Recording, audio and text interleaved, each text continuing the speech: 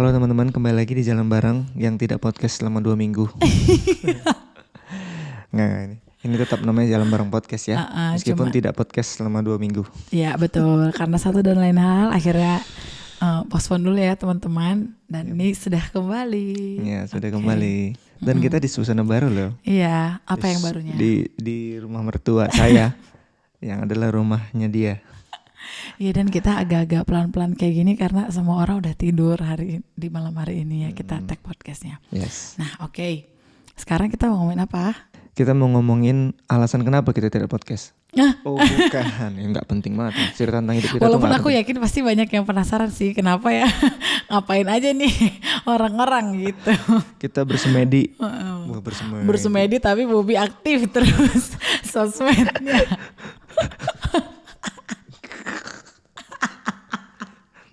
Gak usah dijelasin deh. Iya udah nggak usah jelasin udah pada tahu lah ya. Oke, baik. Yeah. Nah hari ini kita akan membicarakan sesuatu hal, yaitu tentang kenapa sih kita harus belajar teologi. Wah, langsung banget nih. Iya, soalnya judulnya belum kepikiran, jadi nanti setelah semua rekaman selesai baru biasa pikirin judul. Nanti thumbnailnya baru muncul nanti habis apa kita. Namanya. Intinya kita mau ngomongin soal teologi ya gitu. Iya. Karena kan Jalan Bareng Podcast ini kalau teman-teman perhatikan jarang atau hampir nggak pernah lah kita ngomongin di luar teologi kan. Iya. Selalu kita ngomongin tentang bagaimana Allah bisa mengasihi kita, memberikan hidupnya bagi kita ditebus dan lain sebagainya, itu kan ranahnya teologi. Yes. Iya, tapi ya walaupun misalnya kita udah state waktu di episode perkenalan dahulu kala bahwa kita bukanlah scholars di bidang ini gitu. Bahkan bidang kita mungkin jauh ya, kita kan medical background gitu. Cupu lah kayaknya. Kalau misalnya bicara ini kita rookie lah gitu. Ya rookie. Nah tetapi kalau teman-teman perhatiin dan mengikuti udah hampir setahun ini, mostly yang menjadi underlying topiknya itu adalah soal teologi ya. Jadi kita berpikir yuk kita bahas ini yuk gitu. Kenapa ya orang Kristen particularly itu mesti dianjurkan gitu, sangat didorong untuk belajar soal teologi ya gitu. Nah mungkin kita mulai dari definisi dulu kali ya. Boleh. Walaupun tadi Bobi udah sempat agak singgung sedikit ya, tapi mungkin bisa diperjelas Pak. Boleh. Definisinya apa? Ya ini dari yang kita baca dan kita cari ya. Bahwa teologi itu ya tersusun dari 2 kata kan. Ini kan bahasa Latin sebenarnya kan. Theos dan logos kan. Ya kalau logos atau logi ini dari mana kita bisa dapat bahasa Inggrisnya logic. Ya kan, logic itu kan adanya di sini kan, di kepala itu berpikir secara logik, teratur, ngomongin idea, ngomongin filosofis, words, something like that lah. Dan logos itu bisa kita temukan paling jelas di dalam Alkitab Yohanes 1 ayat 1 dan bahkan juga Kejadian 1 ayat 1 ya. Ya. Dan kalau kita ingat Yohanes 1 ayat 1 kan bilang pada mulanya adalah firman dan firman itu bersama-sama dengan Allah dan firman itu adalah Allah. Gitu. Jadi words yang kita pelajari dalam teologi ini merunut ke kata sebelumnya yaitu theos. Ya theos itu adalah God. Jadi kalau kita bisa bilang teologi itu adalah cabang ilmu jadinya ya, atau sebuah idea atau sebuah words atau faculty of mind yang membuat kita memahami atau mengenal Allah kayak gitulah, supaya kita belajar tentang Allah dan lain sebagainya. Tapi sekali lagi bukan dalam rangka kita membuat Allah yang tak terhingga itu, yang tak ada batasnya itu. Menjadi terbatas seperti kita memasukkan dia ke dalam tabung reagen gitu, ataupun ke bawah slide deck untuk kita lihat di bawah mikroskop gitu. Enggak, Allah itu bukan yang kita bisa pelajari, kita bisa grasp dengan pikiran kita sehingga kita bilang, oh aku ini ahli teologi nih, aku sudah tahu segala sesuatu tentang Allah gitu. Itu manusia yang sombong namanya. Ya, jadi kita belajar teologi bukan berarti kita meneliti tentang Allah dalam arti kita akan berada superior di atas Allah. Bukan. Tapi teologi itu tuh belajar tentang siapa Allah. Nah, cuman teologi ini term yang luas nih. Kalau di seminarnya R.C. Sproul, kalau teman-teman cari di YouTube atau di Ligonier Ministry, kalau teman-teman bisa download app-nya. Teologi itu sebenarnya overarching term ya. Kalau misalnya kayak kita mau belajar tentang Yesus Kristus, istilahnya kristologi, ya kan. Dia kalau kita belajar tentang Roh Kudus itu pneumatologi, ya kan. Ini sebenarnya term yang broad. Ya. Ini kayak apa? Payung besarnya gitu ya. Gitu.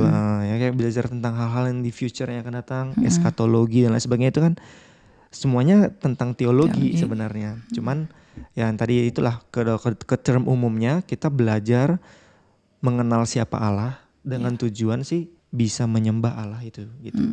Jadi tujuannya apa?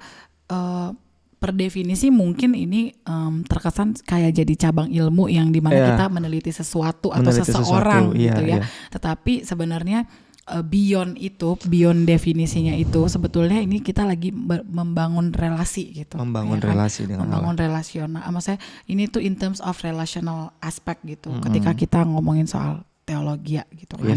Nah lalu kenapa ya kira-kira kita sebagai orang Kristen itu harus, aku bilang harus sebenarnya bukan dari diriku ya.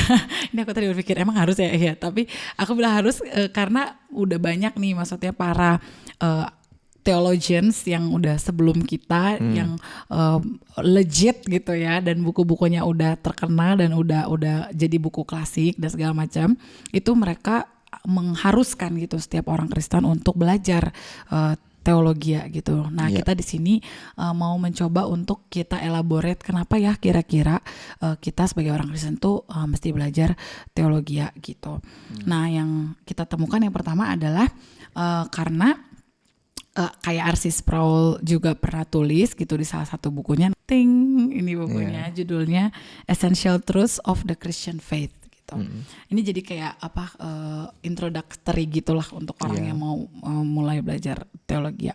Nah, jadi R.C. Sproul menulis di sini bahwa every Christian is a theologian. Jadi setiap orang Kristen itu sejatinya adalah seorang teolog gitu. Nah, gimana nih maksudnya gitu kan, gue nggak belajar iya, gue nggak masuk seminari, aku nggak belajar aku nggak belum memahami doktrin di dalam kekristenan segitunya gitu. Maksudnya apa, simply dengan misalnya kita mengatakan kayak lo Bobby tadi pas kita diskusi, Bobby bilangnya gini, waktu misalnya kita ditanya nih, siapa Yesus Kristus menurutmu? Terus kita bisa jawab, oh Yesus tuh adalah sahabatku, Yesus tuh adalah gembalaku. Sebenarnya itu adalah kita sedang berteologi juga. Betul. Gitu.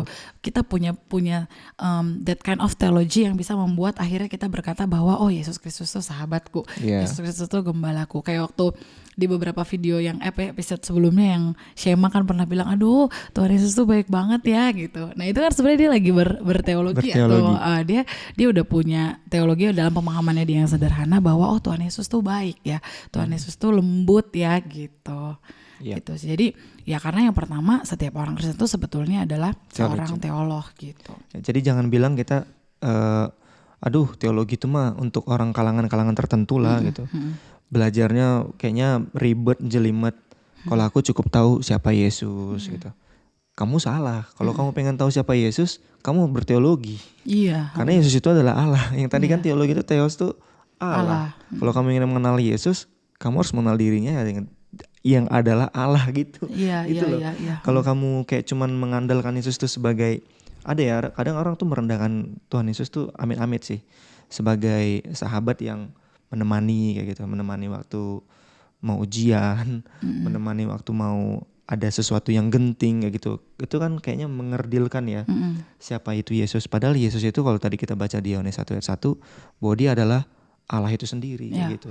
Dan jadi kita perlu untuk belajar teologi ini untuk kita paham status kita itu dengan Allah itu gimana, dan relasi kita dengan Allah itu gimana. Jadi itu kita tuh dengan Allah tuh bukan sejajar, kayak dia teman dekat kita banget gitu. Tapi tuh Allah tuh jauh di atas sana, jauh di batas pikiran kita yang mampu kita pikirkan, sejenius apapun kita lah. Dia melebihi pikiran kita itu, dan itu yang mau kita kenal dan kita mau berelasi dengan pribadi itu kayak gitu. Nah tentu memang ada orang-orang scholars yang memang belajar teologi, makanya kan ada pendeta ya kan, ada guru-guru dibilangnya Bible teacher gitu ya, yang memang secara scholarly gitu belajar menyoal hal ini untuk kepentingan dia mengajar juga gitu, mengajar jemaat gitu kan. Nah, tetapi sebagai orang Kristen bukan berarti kita kehilangan tanggung jawab kita gitu untuk kemudian mempelajari teologi ini gitu. Dalam hal yang balik lagi tadi kayak Bobi bilang, supaya kita bisa mengenal Allah dan mengenal siapa diri kita. Dan menyambung dari yang tadi, alasan kedua menurut kami kenapa kita perlu belajar teologi adalah karena bagaimanapun juga teologi yang kita miliki gitu ya, itu akan mempengaruhi bagaimana kita hidup gitu, ya kan. Jadi praktisnya kita hidup, bagaimana cara kita memandang siapa Allah, siapa diri kita, apa yang kita anggap penting, apa tujuan kita dalam hidup, itu dipengaruhi oleh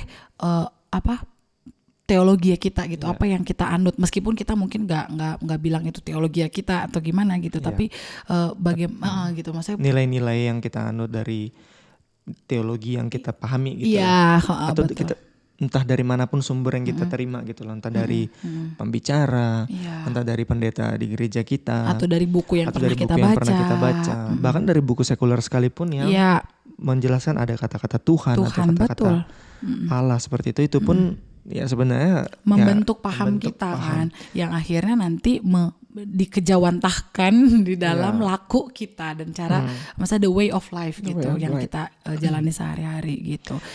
Jadi karena itulah penting untuk memiliki teologi yang benar, untuk mengerti, mempelajari, mengerti dan akhirnya menghidupi teologi yang benar, karena hidup yang benar itu rooted di dalam atau berakar dari teologi yang benar pula gitu. Dan teologi yang benar itu didapat dari Alkitab. Iya, gitu. Nah, kemudian yang alasan berikutnya kenapa kita mesti belajar teologi supaya kita bisa bertumbuh. Karena kan waktu kita percaya kepada Kristus itu kan kita menjadi bayi rohani ya. Waktu kita jadi bayi rohani, kita perlu makan dong. Makan makanan yang bergizi. Makan makanan yang bergizi itu adalah good theology gitu. Kalau kita makan makanannya yang gak bergizi atau makanan yang banyak mengandung gula dan garam, kita bisa jadi bisa jadi bayi obesitas gitu, yang tidak bergizi dan bahkan kekurangan, bahkan itu jadi malnutrisi dibilangnya. Ini dalam konteks kalau kita teologi, kalau kita mengunyah yang bad theology, kita itu akan jadi orang yang gak bertumbuh. Dan bahkan dibilang di dalam Ibrani 5 ayat 12 sampai 14, harusnya tuh kita kalau misalnya sudah bertumbuh berapa tahun kita menjadi orang Kristen, kita itu sudah bisa menyandang status sebagai orang yang mengajarkan ajaran tentang kekristenan itu kepada orang lain. Mungkin orang yang lebih muda dari kita atau orang yang lebih kurang berpengalaman dibandingkan kita. Atau kalau orang tua anak-anak kita. Seperti misalnya PKK ke AKK gitu kan.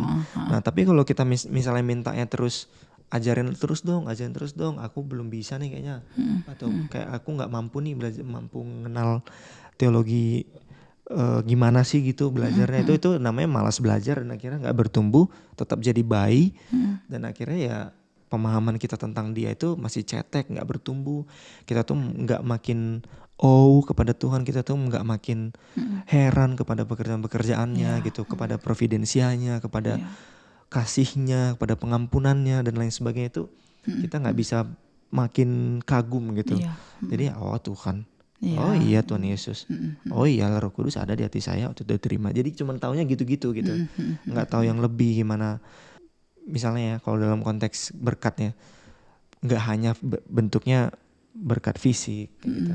Kadang kan kalau orang yang teologi yang ngomongin tentang berkat-berkat fisik doang, dia jadinya kayak Tuhan adalah pemberi berkat, aku adalah orang yang harus menerima berkat dari Tuhan karena aku sudah mengenal dia dan lain sebagainya. Jadi ya taunya gitu-gitu doang. Tuhan itu pemberi berkat, aku si penerima berkat.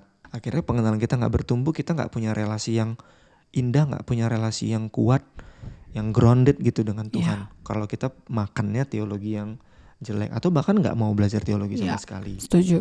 Karena kita juga sebagai orang Kristen diperintahkan di dalam Alkitab yang tadi Bobi sebut Ibrani 5 ayat 12 sampai 14 itu, jangan berhenti jadi bayi-bayi rohani aja gitu, tapi harus bertumbuh gitu, harus mencapai kedewasaan rohani.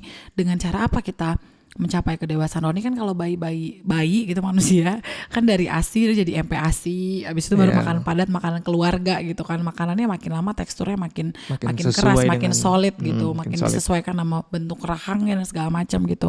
Nah sebagai orang Kristen pun kita demikian sih gitu. Mungkin awalnya kita mengenal yang kayak tadi Bobby bilang, maksudnya Tuhan waktu kita orang Kristen baru gitu ya, kayak aku gitu juga dulu kayak gitu, maksudnya ya udah Tuhan adalah pemberi berkat, ya aku yang minta gitu. Tapi makin lama kan pemahamannya harusnya tuh semakin bertumbuh gitu kan, harusnya makin dewasa gitu cara kita melihat berkatnya tuh berkat apa sih emangnya, terus Allah tuh sebagai pemberi berkat tuh dia tuh siapa, karakternya dia tuh kayak gimana gitu kan, dan aku tuh siapa, emang aku berhak mendapatkan berkat dan lain sebagainya, misalnya contohnya kayak begitu.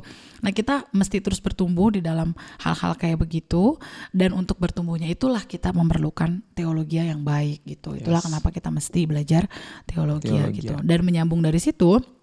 Selain juga untuk mencapai spiritual maturity yang kayak tadi, alasan yang keempat berikutnya adalah supaya kita punya discernment gitu. Di Ibrani 5 ayat 14, tetapi makanan keras adalah untuk orang-orang dewasa yang karena mempunyai panca indera yang terlatih untuk membedakan yang baik daripada yang jahat gitu. Untuk punya discernment, untuk membedakan yang mana yang good dan yang mana yang evil gitu kan. Gimana caranya kita bisa mengidentify ajaran yang sesat kalau kita tidak punya pemahaman teologi yang baik gitu. Kalau kita nggak tahu yang benar tuh kayak gimana, ya gimana kita bisa tahu apa yang gak baik, yang benar gitu kan. Aku teringat ada satu ilustrasi waktu teman kamu yang kerja di bank ya? Iya, bukan teman aku sih, jadi ada satu pengkhotbah gitu, dia cerita temennya dia tuh kerja di bank. Iya, kirain teman kamu. Bukan. Nah si temennya ini tuh kerja di bank, intern di bank gitu kan. Nah selama 1 bulan pertama dia kerja di bank, yang dikasih terus-terusan sama orang itu waktu dilatih adalah jenis-jenis uang gitu, maksudnya jenis dolar ya, dolar Amerika gitu. Ini dikasih aja terus, ini dolar yang sekian terus selama 1 bulan gitu.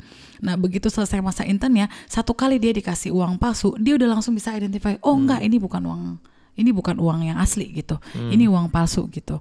Nah jadi gimana cara kita membedakan ajaran yang sesat atau bidat gitulah kita bisa bilang ya. Bukan hanya dengan kayak mempelajari kayak ada tabel bidat ini, kekurangannya ini, kesesatannya ini gitu, bukan hanya kayak gitu ya. Tentu itu kalau teman-teman mau belajar lebih lanjut juga bagus ya. Tetapi yang paling awal, utama, yang paling ultimate-nya itu adalah pertama belajar dulu good teologinya dulu, sound theology gitu, in order to discern yang mana yang good and yang mana yang evil gitu. Dan yang terakhir, yang paling ultimate tujuan kita belajar teologi adalah untuk mengasihi Allah dan mengasihi Kristus anaknya, dan punya relasi yang baik dalam Roh Kudus kayak gitu. Jadi bukan hanya tadi kita yang memuaskan pikiran kita semata, ataupun malah skeptis dan takut gak mau menyentuh teologi, tapi ketika kita belajar teologi kita punya aim atau punya tujuan bahwa aku mau makin mengasihi Kristus, aku mau makin serupa dengan Tuhanku, Yesus yang sudah menyelamatkanku itu kayak gitu. Dan bahkan di Yohanes 5 ayat 39-40 Yesus bilang gini, kamu menyelidiki kitab-kitab suci sebab kamu menyangka bahwa olehnya kamu mempunyai hidup yang kekal. Tetapi walaupun kitab-kitab suci itu memberi kesaksian tentang aku, namun kamu tidak mau datang kepada aku untuk memperoleh hidup itu. Jadi artinya waktu kita belajar teologi ya hanya sampai ke kognitif aja, tidak turun ke hati kita gitu. Itu tidak ada perubahan, dan bahkan kita tidak mengenal siapa sih pribadi yang kita pelajari nih sebenarnya, yang mau kita kenal nih.